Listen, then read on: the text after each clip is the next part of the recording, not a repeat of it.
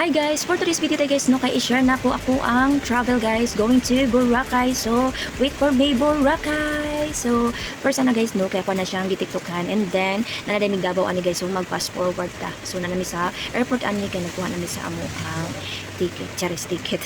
So, while waiting ana guys, so nag-video-video ta. So, amo ang sakyan guys is ang Cebu pa. So, padulong nami ani, musulod sa aeroplano. So, among flight day ani guys is alas 2 sa hapon. So, nagbiyahe mi is June 19, 2025. So, yung dating nagsasana all guys nga makaadto Boracay karon makaadto na guys. So, mag-fast forward na ta guys. So, naabot na dai mi og Katiklan. So, mauni ang airport sa Katiklan guys. So, social na mga airplane diri guys. So, giwala ta pa dai namo amo ang maleta ani guys nga makuha. And then pagawas na sa airport guys, so diretso mi baktas sa gawas. So init-init jud kay no sakay mi aning tricycle nila guys. So among nabayaran ani almost 150 duha na ka tricycle. So padulong na pud mi ani sa port guys. So daghan pa jud tag sakyan guys bago ta maabot sa Boracay. So tanaw lang view ana guys. So it's very beautiful. So naabot na mi sa port guys, and then sulod na pud dayon mi ani kay nagkuha na pud ni sa ticket para kung sakay mi upuan. So while waiting ana guys, so pudlong ko sa and then padulong na mi ani guys. So mo na ni ang mga nahitabo ug mahitabo ay pa guys. So this is it, pansit. So nakasakay naman ni guys. So mo na ni ang biyahe murag almost 30 minutes. Basta mo na siya guys. So ako guys naibong video ko guys kay nakita na niyo mga tuldok guys. So nagparasailing na guys. So mo na dito Boracay. So pagabot na mo ana guys.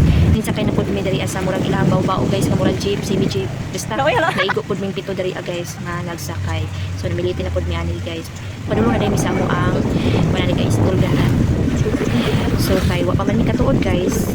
Di tuyok-tuyok pa jud namo ning Boracay diri guys.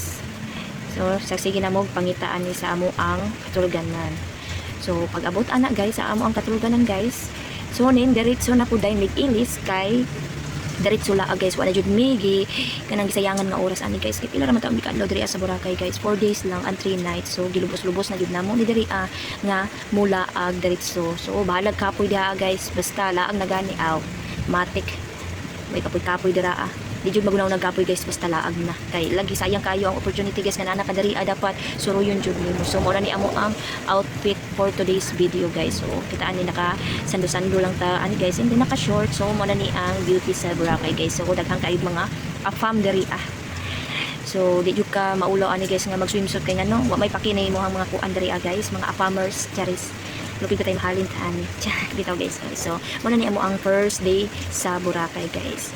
So sige na mi baktas ani guys, then wala ko ka video day guys nga nangaon mi first kauna mo day guys is nagsangyup jud mi.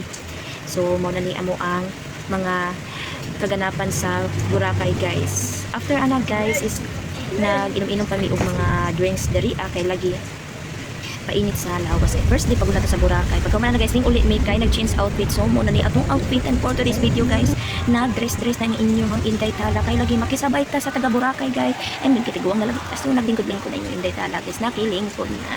So mo na ni ang kaganapan guys na nag-bar-bar na mi.